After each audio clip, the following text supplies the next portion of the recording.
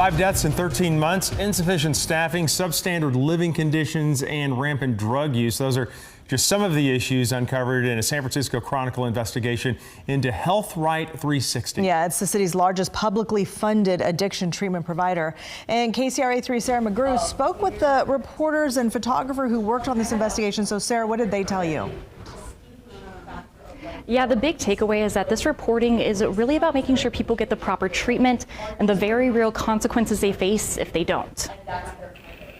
I've spent 5 or 6 years covering homelessness and addiction in San Francisco. Gabrielle Lurie and Maggie Inks. We talked to over 50 clients and staff members, and then we talked to dozens of family members of the people who passed. Spent the last year reporting on the overdose deaths at Health Right 360. What happened to these people and also what's going on behind the scenes. What they found was, at times, even shocking to them. I was shocked to hear how rampant the drug use was. We heard the term flop house used over and over again, that people who were trying to get clean just didn't stand a chance. They spent time with the family of Gino Sargent. So this moment of Faye and her mom, Sandy, as they threw ashes into the ocean of her young son, Gino, who died at Health Right, was extremely emotional. Sargent died after a fentanyl overdose while at Health Right's Walden House earlier this year. His mom was really hopeful because Walden House promotes itself as a dual diagnosis where they can treat both substance use disorders and mental health. Sargent's family was one of the families profiled in the investigation. There was this big shock. Why were they in rehab if not to get well?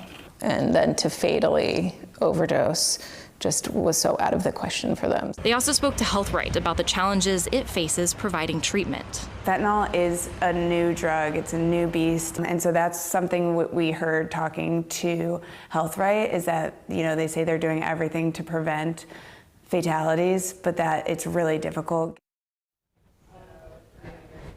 And their reporting was really backed up with records requests, court documentations, and police and coroner's reports as well.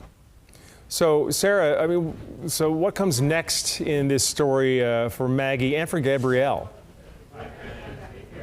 Yeah, they are really waiting now to see if anyone else reaches out to them about issues that they've had at Health Right. They say that they'll also be keeping an eye on what the city and other oversight organizations are doing. Okay, well, it's eye-opening for sure. We know you'll stay on top of it. Sarah, thank you.